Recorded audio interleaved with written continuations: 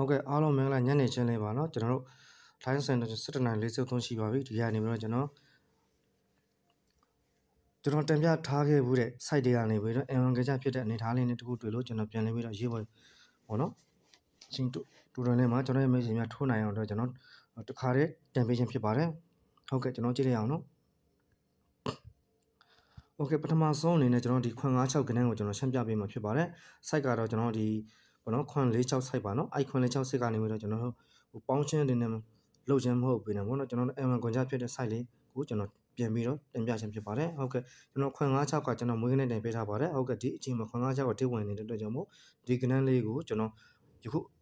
ရှိတိုးအတွင်းလေးမှာကျွန်တော်ပြန်လည်ပြီးတော့ရှင်းပြခြင်းဖြစ်ပါတယ်ပြီးတော့ရိုက်ကူးပြီးတော့ကျွန်တော်တင်ပြဖို့ကလည်းအချိန်မရှိတဲ့အတွက်ကြောင့်မို့ဒီ Photoshop နဲ့ပဲကျွန်တော်တင်ပြခြင်းဖြစ်ပါတယ်ဟုတ်ကဲ့ကျွန်တော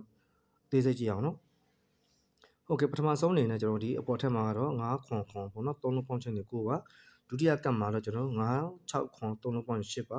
တတိယကပ်မှာလည်းကျွန်တော်တို့9 5 3ပေါင်းခွန်ပါဆိုတော့ကျွန်တော်9 8ခွန်လို့စီနီယာနဲ့ဆန်ထားပါတယ်နော်ဒီဥစ္စာလေးတွေကကျွန်တော်ရှေ့ရဗီဒီယိုဖိုင်ထဲမှာရှိတဲ့အတွက်ကြောင့်မို့လူချင်းများအားလုံးကတော့သိရှိပြီးသားဖြစ်မှာပါနော်โอเคအဲ့ကနေပြီးတော့ကျွန်တော်တို့အောက်ကိုဆန်းလာတဲ့ခါကျဒီမှာ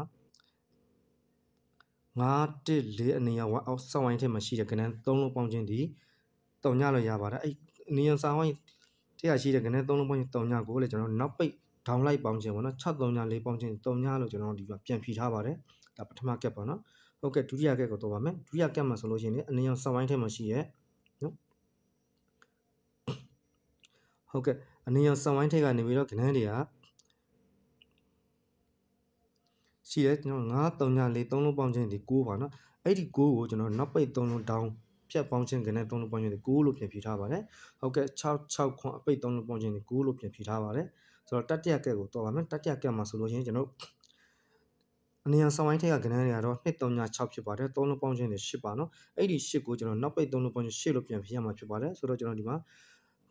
3 9နှလုံးရှိတဲ့အတွက်ကျွန်တော်6ထိချင်းအပြင်ကျွန်တော်8ရပါတယ်เนาะဒါဆိုလို့ရှိရင်ကျွန်တော်8ရ8ဖြစ်တဲ့အတွက်ကျွန်တော်အနောက်က8ဖြစ်ရပါမယ်ဒါကတော့သူ8ကနေချပေးထားတဲ့ site ကတခါတည်းချပေးထားပြီဖြစ်တဲ့အတွက်ကြောင့်မို့နောက်ကလည်းကျွန်တော်တခါတည်းလိုက်ရမှာဖြစ်ပါတယ်ဒါကြောင့်မို့6ပေကတော့လုံးဝ percentage အပြည့်အဝဖြစ်ပါတယ်ဆိုတော့ okay ကျွန်တော်ဒီမှာနေရာမှာအပိတ်ကတော့6ပေါ့နော် okay နောက်တစ်နေ့ကတော့ကျွန်တော်ဒီခါးနဲ့ထိပ်စည်းကိုမရှင်းပြခင်လေးမှာကျွန်တော်ပထမဆုံးတစ်နေရာလေးကိုအရင်ဆုံးသွားပြီးတော့ကြည့်ပါမယ်နော်ကဲအဲ့ဒီနေရာလေးကတော့ဒီမှာကျွန်တော်460မှာထိပ်စည်းနှလုံးပေါင်းခြင်းဒီ4နဲ့6ပေါင်းရင်3ညပါเนาะဒါပထမကက်ပါဟုတ်ကဲ့ဒုတိယကက်မှာဆိုလို့ရှိရင်ကျွန်တော်ဒီမှာဒုတိယကက်မှာဆိုလို့ရှိရင်ကျွန်တော်ဒီမှာပေါ့နော်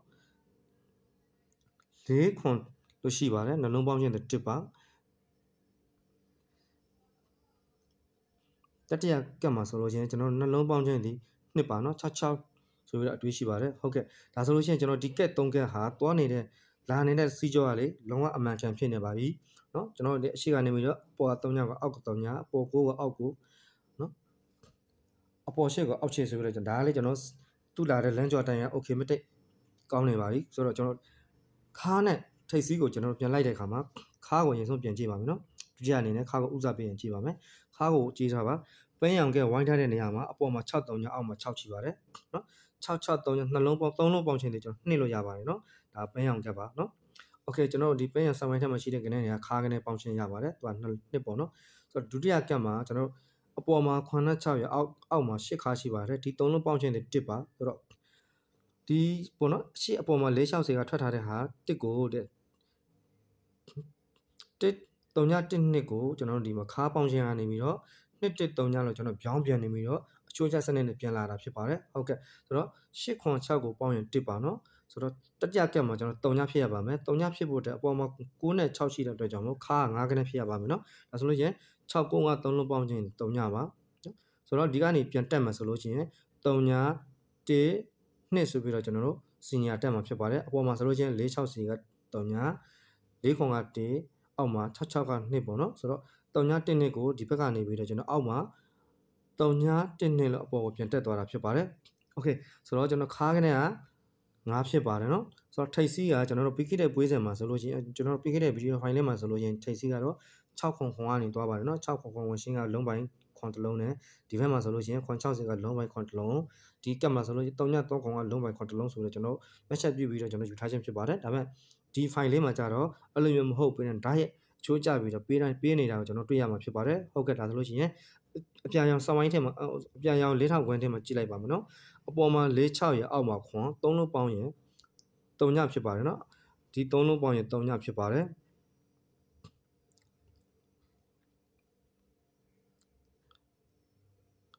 โอเคဒီနော်ဒီ46ခွန်3လုံးပေါင်းရင်3ညဖြစ်ပါတယ်ဆိုတော့ဒုတိယကက်ကိုကျွန်တော်ကြည့်လိုက်ပါမယ်ဒုတိယကက်မှာ4ခွန်4ဖြစ်ပါတယ်3လုံးပေါင်းခြင်းတွေ8ပါเนาะဆိုတော့ပထမကက်မှာခွန်ဒုတိယကက်မှာ8ဆိုတော့တတိယကက်မှာ9ဖြစ်ရပါမယ်เนาะဒါမှကျွန်တော်လာတဲ့လမ်းကြောနဲ့ကိုက်ညီမှာဖြစ်ပါတယ်ဆိုတော့အပေါ်မှာ66ဒီ2ဖြစ်တဲ့အတွက်ကြောင့်မို့9ဖြစ်ပြီးတော့ထိပ်စီးဒီခွန်ပေါင်းထည့်ရခြင်းဖြစ်ပါတယ်ဒါဆိုလို့ချင်းကျွန်တော်ပြီးခဲ့တဲ့ဗီဒီယိုဖိုင်လေးမှာယူထားတဲ့6ခွန်ခွန်ရဲ့ဝင်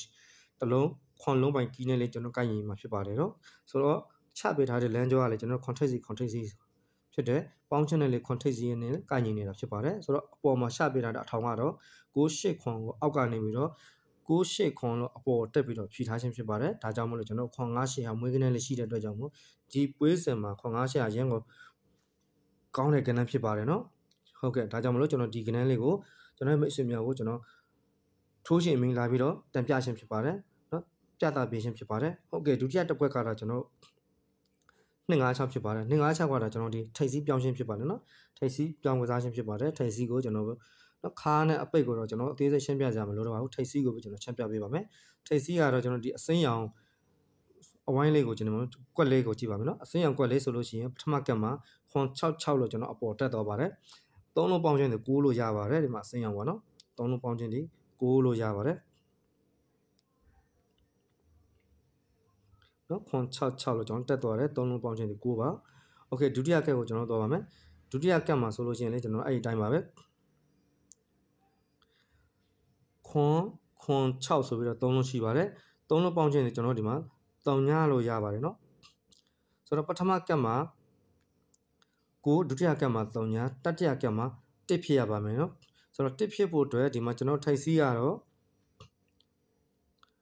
အပိတ်ကတော့ပထမအပေါ်ထက်မှာ3ရှိပါတယ်ဒုတိယကက်မှာ6ရှိပါတယ်နှလုံးပေါင်းရင်9ပါဆိုတော့1ဖြစ်ဖို့အတွက်ကျွန်တော်2ထိပ်စီကိုပေါင်းထင်းမှသာနေရဒီလိုရှင်နဲ့เนาะကျွန်တော်ဒီလိုရှင်နဲ့1ကိုရမှာဖြစ်ပါတယ်เนาะကျွန်တော်လိုရှင်နဲ့ဒီ1ကိုရမှာဖြစ်ပါတယ်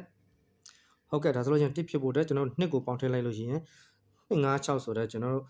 ကဏ္ဍတစ်ခွက်ရလာမှာဖြစ်ပါတယ်เนาะလုံးဝ1ပါအားစရာမလိုတဲ့ကဏ္ဍပါเนาะ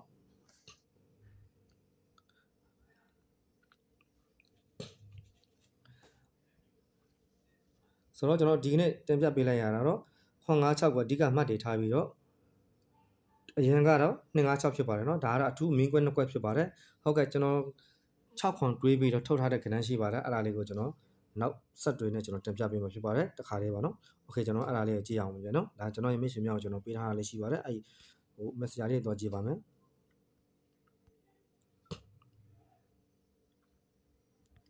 โอเคဒါကတော့ကျွန်တော်ရဲ့မိတ်ဆွေကိုကျွန်တော်ပေးထားတာဖြစ်ပါတယ်เนาะဒီမှာကျွန်တော်တို့အပေါ်မှာတင်ပေးထားတာရှိပါတယ်โอเคဒါကတော့ကျွန်တော်ထိုးခိုင်းလိုက်တာပါเนาะ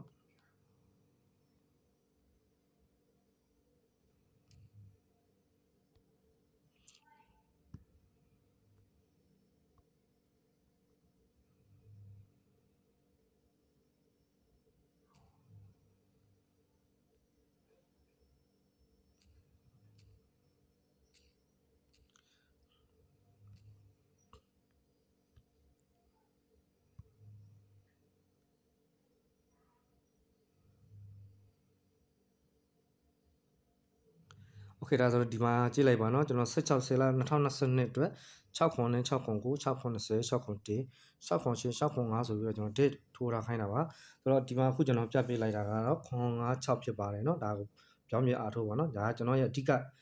တွေဖြစ်ပါတယ်6ထိပ်ခွန်5နဲ့ကျွန်တော်ကစားနေတာဖြစ်ပါတယ်โอเค6ခွန်4 6ကတော့ကျွန်တော်တင်ပြထားပြီးဖြစ်ပါတယ်ဒါကြောင့်မလို့ဒီချိန်မှာကျွန်တော်ပေးမထားပါဘူးเนาะโอเคမိတ်ဆွေတို့ဒါဆိုလို့ရှိရင်ကျွန်တော်တို့ခွန်6တွင်းနဲ့ကျွန်တော်တို့ဆေးပြီးတော့ကစားနိုင်ပါတယ်เนาะဒါကတော့ကျွန်တော်ရဲ့မိတ်ဆွေများကိုကျွန်တော်ပေးထားတဲ့ connect ကိုကျွန်တော်မျှဝေထားခြင်းဖြစ်ပါတယ်โอเคအားလုံးပဲမနေ့ကမှာချိန်မီတိုင်းချက်ချင်းလိုက်ထိုးကြပါเนาะအားလုံးပဲကြံကောင်းကြပါစေဗျာเนาะဟုတ်ကဲ့